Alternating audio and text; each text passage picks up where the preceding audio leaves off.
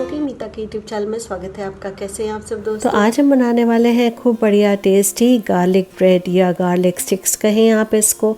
जैसे डोमिनोज़ में मिलता है बस उसी तरह का। बाहर से ख़रीदना बहुत एक्सपेंसिव होता है। कई बार ऐसा होता है कईयों के यहाँ पे अवन नहीं है पर वो बनाए कैसे, तो इसलिए आज हम बनाने वाले हैं कढ़ाई में भी और मैं अवन में भी आपको बताऊंगी। हम दोनों को एक साथ में रखेंगे बेक होने के लिए, कढ़ाई में भी अवन में भी, और आप देखिएगा बिल्कुल भी डिफरेंस नहीं रहता है। इनफैक्ट कढ़ाई का आपका और बहुत बढ़िया बन जाएगा। तो चलिए शुरुआत करते हैं, देखते हैं कैसे बनते हैं खूब बढ़िया खूब टेस्टी गार्लिक स्टिक्स या यूँ कहें गार्लिक ब्रेड, चीज़ी गार्लिक ब्रेड जो बहुत बढ़िया होती है। में पहली बार आए हैं तो लाइक और सब्सक्राइब चैनल को ज़रूर कीजिएगा, बेल आइकन ज़रूर दबाइएगा ताकि नोटिफिकेशंस आपको हमारे अपलोड्स के मिल। तो यहाँ पे देखिए हम ले लेंगे गुनगुना पानी और इसके अंदर हम ऐड कर देंगे चीनी। पानी इतना गुनगुना होना चाहिए कि आपकी उंगली आप इसमें डिप कर सके। तो इसके अंदर चीनी डाल दिया है, इंस्टेंट ईस्ट डाल दी है और एक बार हम इसको अच्छे से मिक्स करके 10 से 12 मिनट के लिए रख देंगे ढक करके फर्मेंट होने के लिए।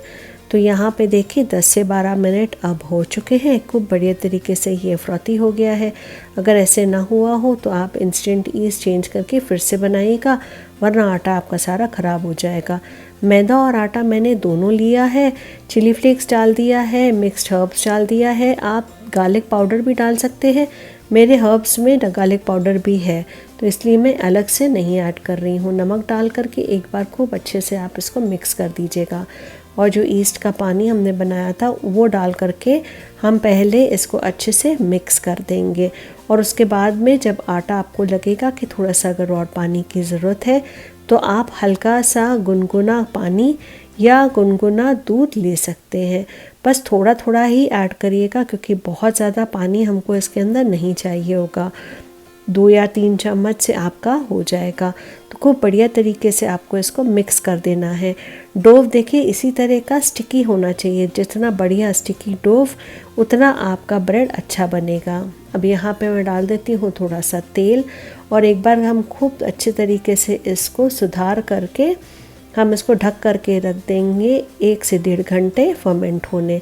तो यहाँ पे देखिए ये हमारा हो चुका है और इसको अब हम रख देते हैं। चलिए यहाँ पे देखिए 1.5 घंटा हो चुका है। यहाँ देखिए कितने बढ़िया तरीके से हमारा हो गया है ना फर्मेंट।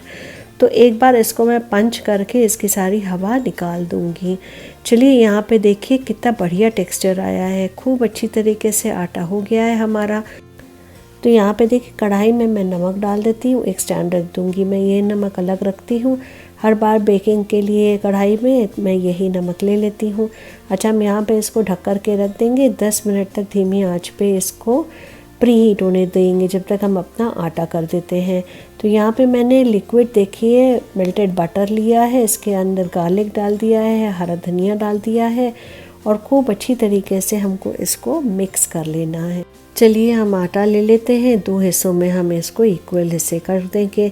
एक मैं बनाने वाली हूँ ब्रेड ओवन में और एक हम कढ़ाई में जो बनाने वाले हैं।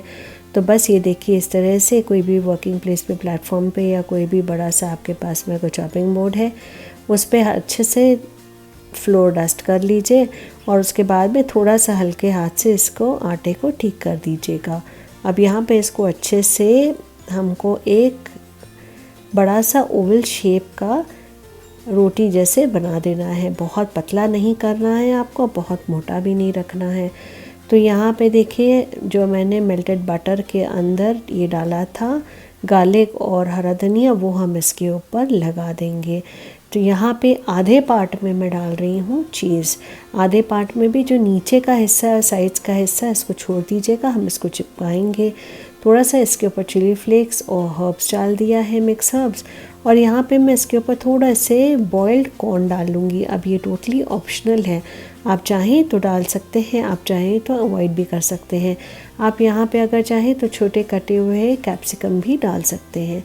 तो चलिए जैसे हम समोसे के लिए साइड से करते हैं ना, हम इसी तरह से थोड़ा सा पानी लगा करके इस तरह से साइड्स हमको दबा देंगे ताकि ये जब हम बेक करें तो ये खुले ना और चीज़ बाहर ना आ जाए।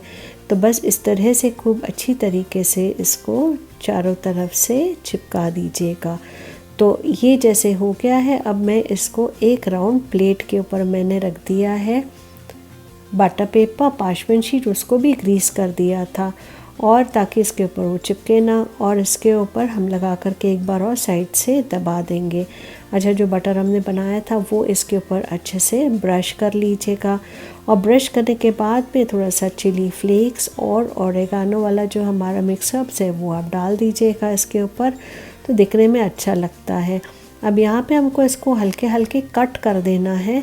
हमको कट सिर्फ बनाना है, कट करना बहुत ज़्यादा नहीं है, नहीं तो स्टफिंग सारी बाहर आ जाएगी। ये बाद में जब हम कट करते हैं तब उसके लिए आसान रहेगा, और इसको हम बेकिंग करने के लिए रख देंगे। पर उससे पहले मैंने कट करने के पहले आधा घंटा इसको आप छोड़ भी सकते हैं ताकि ये और अच्छे से फूल जाए, तो उसको सेकंड प्रूफिंग बोलते हैं। सेम इसी तरह से हम अब ये दूसरा करके बेकिंग ट्रे जो हमारी है अवन की, उसके ऊपर मैंने डाल दिया है ओरेगानो और चिली फ्लेक्स डाल करके हम इसी तरह से कट बना देंगे जैसे हमने पहला किया था, बस उसी तरह से सेम। और इसको आप 15 मिनट तक ढक करके रख दीजिएगा सेकंड प्रूफिंग के लिए, और उसके बाद में हम इसको बेक करने रख देंगे। और 20 से 25 मिनट बाद आप एक बार चेक कर सकते हैं। देखिए हमारी कढ़ाई का भी एकदम बढ़िया तरीके से हो गया है और अवन का भी। चलिए मैं आपको दोनों दिखा देती हूँ, आप दोनों खुद देख लीजिए, बिल्कुल भी अलग नहीं है, बस अवन में थोड़ी सी ब्राउनिंग ज़्यादा हो जाती है। बताइए कहाँ पे डिफरेंस है।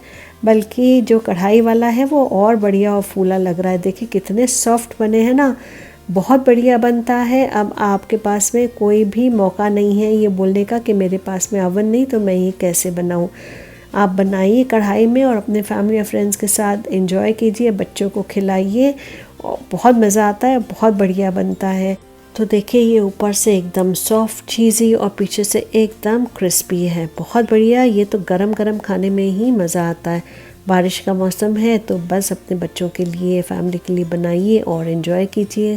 देखिए चीज़ के साथ में कितना बढ़िया लग रहा है ना, टेक्सचर खूब अच्छा आया है। तो बताइए आपको रेसिपी कैसी लगी, है ना बहुत बढ़िया। ट्राई ज़रूर कीजिएगा, कमेंट्स में हमको बताइएगा आपको ये कैसा लगा। Thank you so much. Stay connected with what's cooking Meeta. Stay healthy, stay safe. आते हैं फिर ऐसी अच्छी इजी क्विक रेसिपीज़ लेकर के आपके लिए।